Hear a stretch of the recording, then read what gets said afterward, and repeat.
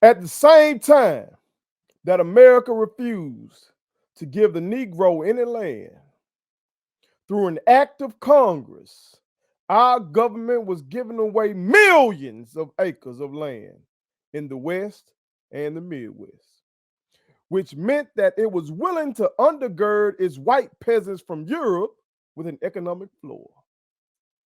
But not only did they give the land, they built land grant colleges with government money to teach them how to farm. Not only that, they provided county agents to further their expertise in farming. Not only that, they provided low interest rates in order that they could mechanize their farms. Not only that, today, many of these people are receiving millions of dollars in federal subsidies not to farm. And they are the very people telling the black man that he ought to lift himself by his own bootstraps. Now, this is what we're faced with. And this is the reality. Now, when we come to Washington in this campaign, we're coming to get our check. Now, those are not my words. If you're a real one, you know whose words those are. Those are the words of the brother y'all see over my shoulder there, Reverend Dr. Martin Luther King Jr. So unfortunately, those words are only seen on YouTube and on social media. You don't see CNN talk about those words, or MSNBC even doesn't talk about those words, really. Fox News, damn sure ain't gonna talk about those words. You don't hear those words in Black history programs. You don't see those words on the state test. U.S. history test that, you had to take here in the state of Mississippi, and I'm assuming you had to take it in other states as well. You don't see those words. But that was Dr. King talking about how fucked up black people have been treated in this country, while America has basically given away money to poor white people. That's what he said. Okay, this Dr. King talking that. He said, through an act of Congress, our government was giving away millions of acres of land in the West and the Midwest. To who? It's white peasants from Europe. Why in the hell am I mentioning this first? Did I click on the right thing? Yes, you did. Yes, you did. If you're returning, you know who I am. It's your homeboy first, and this is the realest, most entertaining sports show in the game. Let's put it on something. So you in the right place and you clicked on the right video, because we about to talk about this Ed Reed situation. I read that because today is Dr. King Day. And on MLK weekend of all time, Ed Reed came through and bashed HBCUs and saying they fucked up because the leadership at these schools got broken mentalities. Posted another video showing him going through and I guess clapping back at folks who had criticized him for his previous comments, and he pointing around and saying that he's picking up trash with the football team and all that kind of stuff. And see, my initial reaction was, God damn, another one. Like we just went through this with Prime. You know what I'm talking about? And as a supporter of Jack State University, maybe I had to say, God damn, what the fuck did we start? What the fuck did we start by letting these boys in the door like this? You know what I'm talking about? But then I pause and I try to be empathetic with Ed Reed, because if folks complain about HBCUs, goddamn it, I challenge them to go to a Title I high school in the trap or in rural America. Go to a Title I school, okay, in a poor city, poor town, or in the fucking country in America. That's where I taught. Title I schools. Okay. And we dress it up. Basically, that's where you're going to have kids from struggle. All right, the government going to designate who a Title I school by saying what all kids on Medicaid or receive food stamps. And if a certain percentage of the students there receive Medicaid or on Medicaid or receive food stamp, shit, you designate a Title I school and the government supposed to funnel more money into you because you're in a disadvantaged area that the tax base ain't gonna really help you be able to compete with these other school districts. So as somebody who's walked into a classroom before and been frustrated because I didn't have textbooks for all my kids, or the textbooks I did have were falling apart, or I had to coach a basketball team with 20 boys on the fucking team and 5 basketballs, no trainers, a weight room that's smaller than the room I'm in right now, one scoreboard on one end of the floor, or come out of my own pocket and buy supplies for my class. The shit Ed Reed is tripping about is the norm for any fucking teacher in a Title I high school or elementary school or middle school for that matter. So I try to pause and be empathetic. But then my empathy wanes when I think about this. I have not heard Ed Reed nor Coach Prime snap out on this racist ass system with as much vigor as they are snapping out on HBCUs. Haven't heard that. I've seen Prime go out there to Colorado and grinning from ear to ear.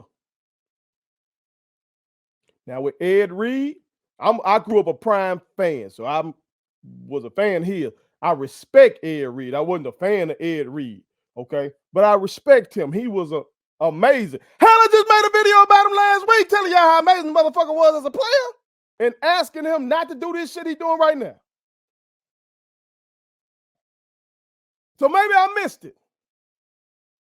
Maybe I missed it. Maybe he been pounding the pavement.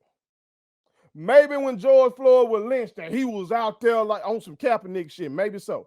Maybe when Trayvon Martin was murdered, he was on some gangster shit and snapping out on this racist, fucked up ass system. Maybe he was. Maybe the 2008 financial crisis that was due in large part to these bullshit ass subprime mortgages that they were putting on our people. Maybe Ed Reed was snapping out about that. Maybe I missed it.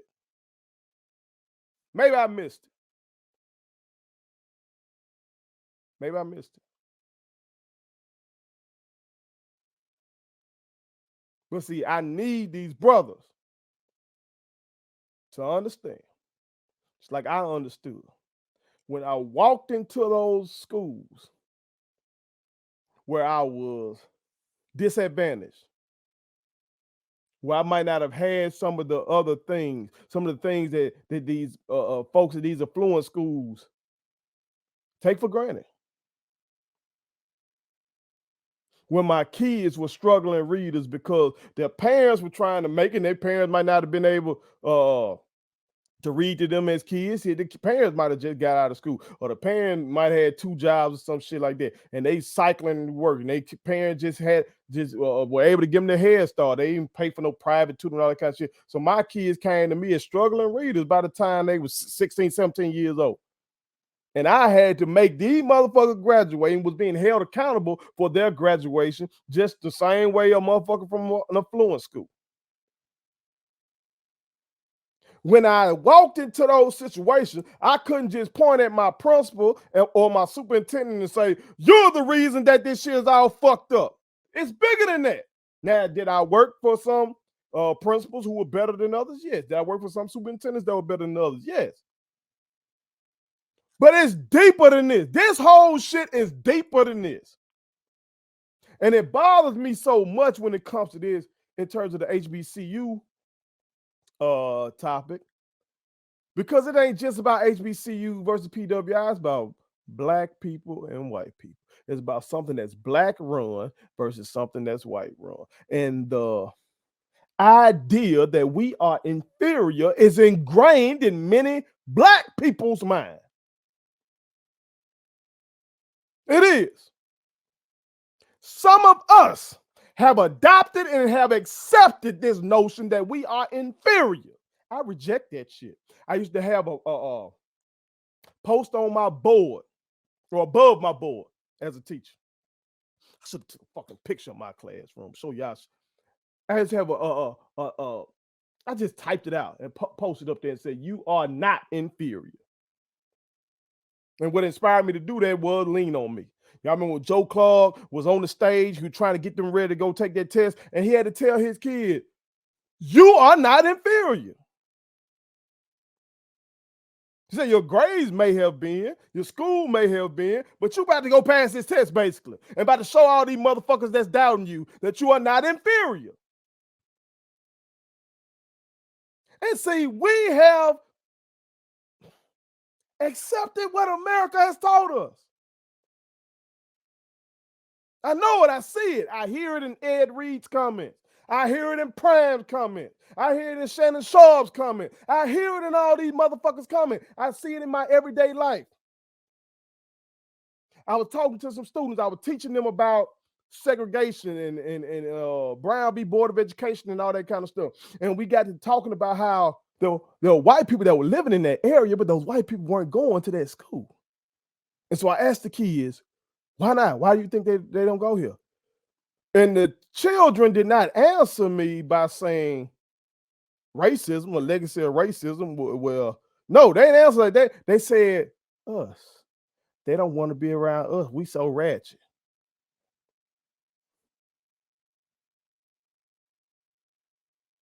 I used to implore my kids to read independently. I had students tell me, "What, you must think you at a white school." I hear people talk about these scandals at HBCUs all the time. Black people. They tell me about all these scandals at HBCUs. And their assumption is that this shit don't happen at the white schools. That's the assumption.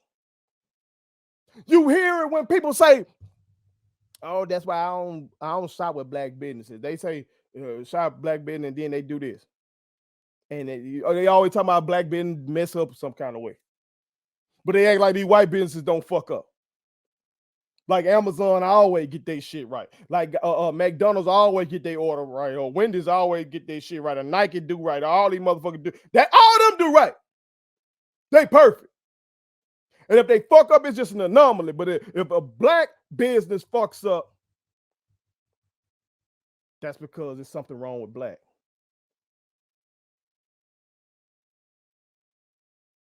Come on, man. Come on, man. It's a lot of black people that have this sense of black inferiority, whether they admit it or not. They do. I see it all the time.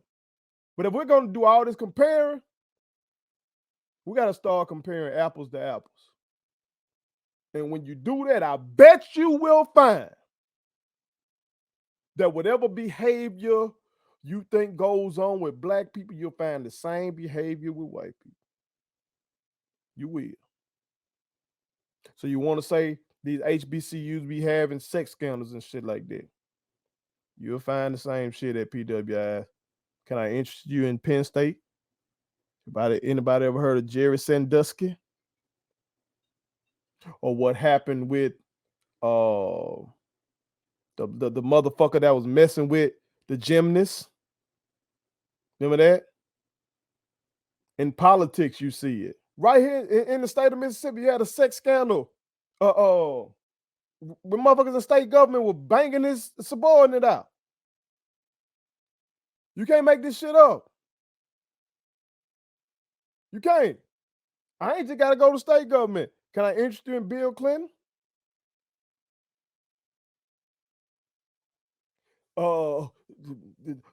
HBCUs be stealing money. Can I interest you in Brett Favre stealing welfare money to build a volleyball stadium? Come on, man.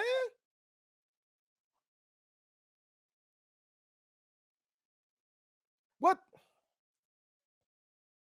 Why do we think that those are just bad apples, but when black people do something improper, that speaks to all black people? Why we do that? Because that speaks to this self-hatred, this idea of inferiority. I'm telling you. I'm telling you.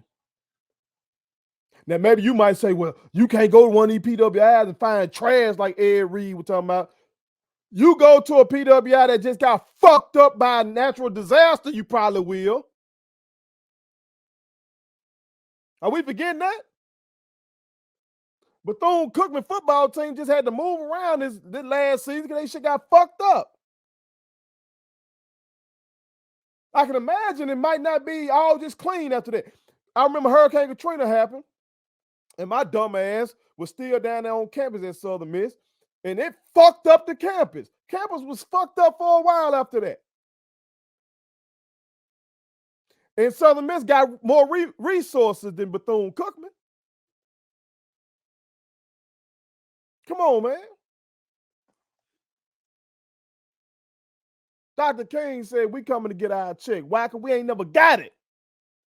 If we had it, all this shit these boys complaining about wouldn't be going on like that. You think these schools want to be fucked up? You think they want to make these budgetary decisions and shit like that? What they understaffed here, understaffed there? Why in the hell would they voluntarily be like that? Do you have instances of bad administration? Yes, but you have that shit everywhere throughout America. See Washington, D.C.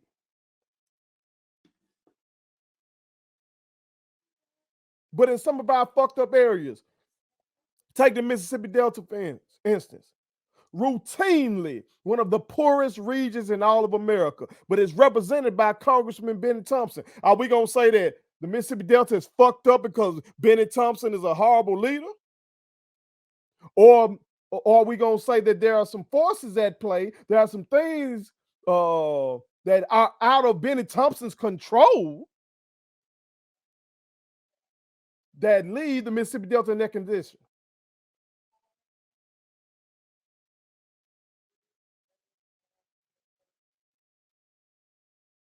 Are we not going to think that maybe it would be even more fucked up if it wasn't for Benny Thompson? See,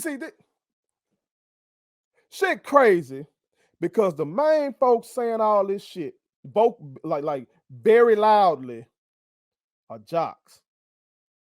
Ed Reed a jock. Deion Sanders a jock. You don't hear the scholar. Dr. King's a scholar that came from HBCU. I don't hear folk like him saying that kind of shit. Not people who they dedicated their lives to this, studying systemic racism, saying shit like this. You don't hear Nicole Hannah Jones saying shit like this. You don't hear my mentor, Dr. Curtis Austin, saying shit like this. You don't hear my OG C. Lee McKinnon saying shit like this. You hear the motherfuckers who study how to beat a cover three and how to run a cover three saying shit like this. That's what you hear. These boys ain't studied this shit. You can hear it from the rhetoric.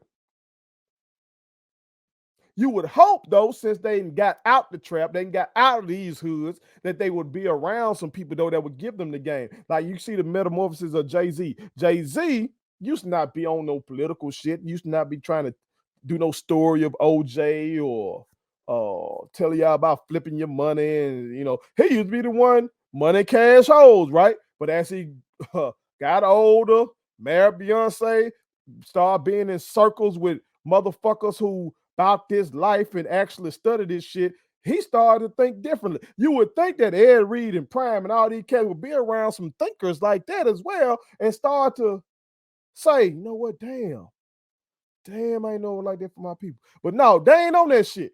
They own this shit like we got out and look at y'all. Y'all got broken mentalities. When their lives been different from the moment motherfuckers found out that they were fast. I know. I was a teacher and coach. When somebody is deemed good at athletics in these schools, their grades start getting changed. Motherfuckers start trying to push them on through by any means necessary. Once they start getting recruited by these schools do whatever to make sure they pass them ACTs and SATs. Y'all done heard the stories about these motherfuckers taking tests for these boys to get them in these schools. Y'all know it. And then when they go to these schools, the tutors on campus doing their motherfucking work for them. Y'all know it. Motherfuckers, they make jokes about it. Charles Barkley joke about it all the time that he at Auburn, he ain't go to no class. Y'all know this shit, man. So these guys, though, who basically got babied by the system because they're athletic, look at everybody else who don't have their athletic prowess like, y'all incompetent.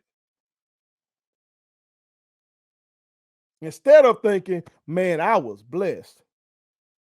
Bruh, I was blessed. Like, damn, America fucked up.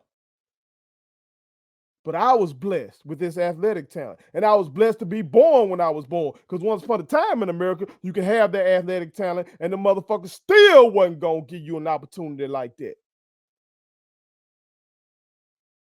So instead of saying, I'm blessed, I'm lucky, they say I'm special.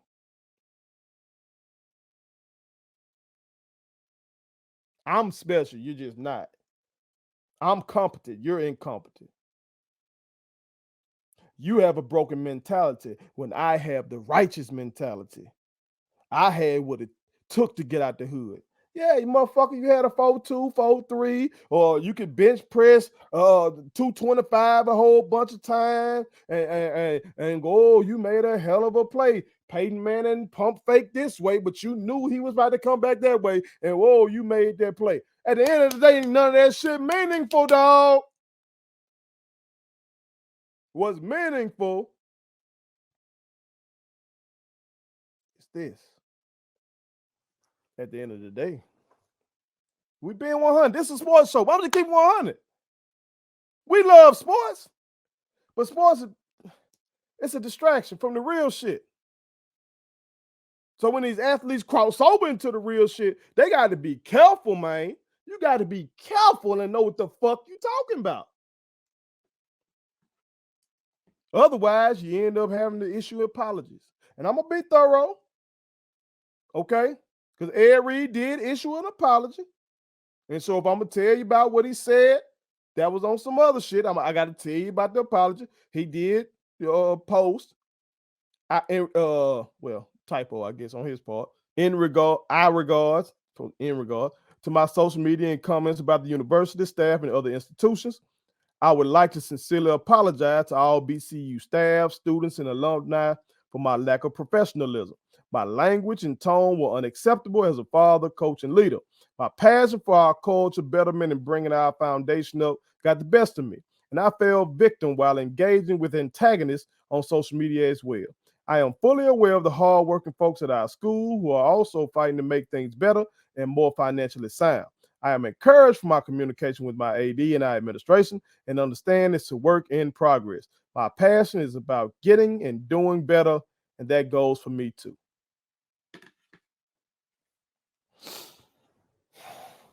Great apology. Great apology.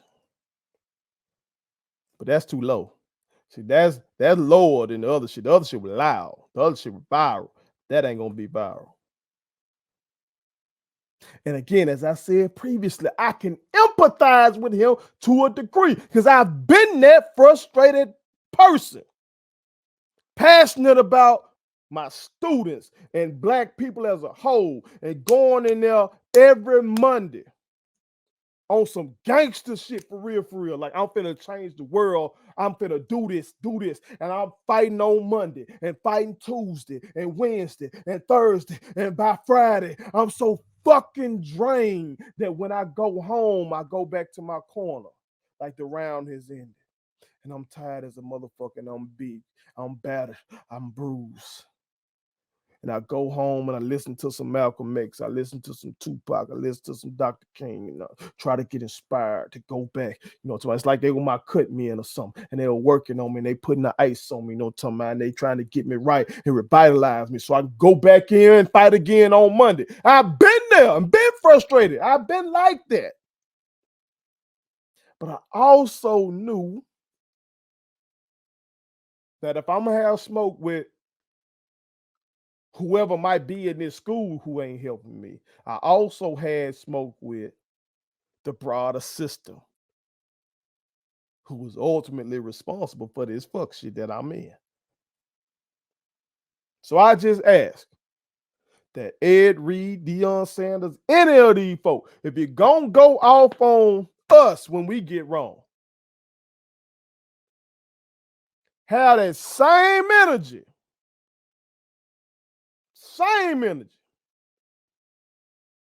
for these motherfuckers who are systematically underfunding these HBCUs, these K-12 systems, these motherfuckers who are writing all these CRT bills, anti-CRT bill, critical race theory, basically where they trying to ban folks from learning about Dr. King and Malcolm X and Frederick Douglass and Harriet Tubman. They're trying to ban all that shit because that shit makes their babies uncomfortable. Had the same smoke for them bastards. Had the same smoke for these motherfucking police who are still out here fucking killing us and getting away with it. Have the same smoke for these motherfuckers who are still not giving entrepreneurs like myself loans, even though we have good credit and shit like that, and we trying to start businesses, but because we're black, they don't give us the same loans as they do some of our white counterparts. Have the same smoke for all these motherfuckers, dog. That's what we want you to do. Just go out on the line, and I don't care about your language. I don't give a fuck, obviously, because I know coaches cuss, contrary to popular opinion. Coaches cuss all damn time. Don't let Coach Prime and his diet cussing fool you. Coaches cuss. I ain't got no problem with that. It's what you're cussing about. You feel me? Because I know it's some motherfuckers at the University of Miami got some broken mentalities. That's Florida, Jack. That's the state they keep electing Ron DeSantis, motherfucking that baby Trump.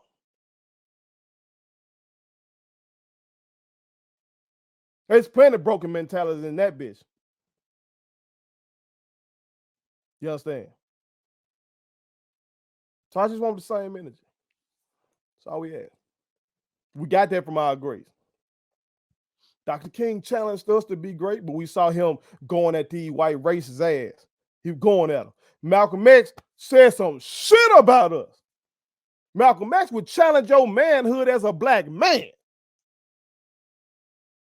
Would say you're a chump. He would call y'all. Malcolm X would call you a house nigga. Malcolm X would call you that. But he also struck fear in the hearts of them white racists. If you're going to get on us for bullshit, I need you to go strike some fear in these folks hard. Say, shit, we got to deal with Ed Reed. Ed Reed ain't letting up.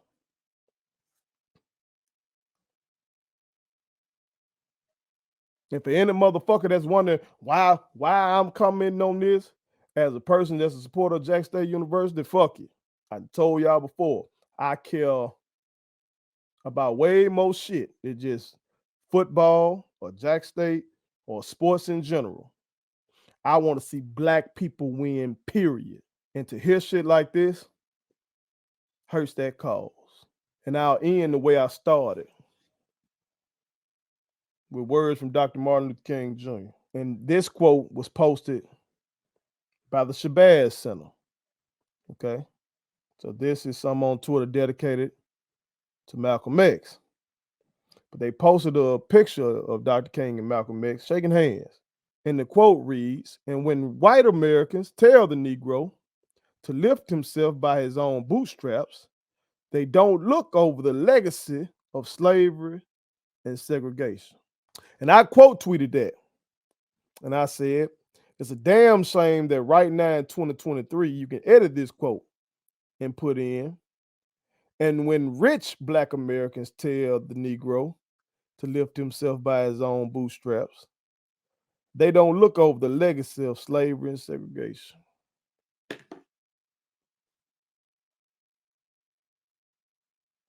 So when you talk about who got a broken mentality, don't forget to mention how it got broken. That's all I ask. Put it on something.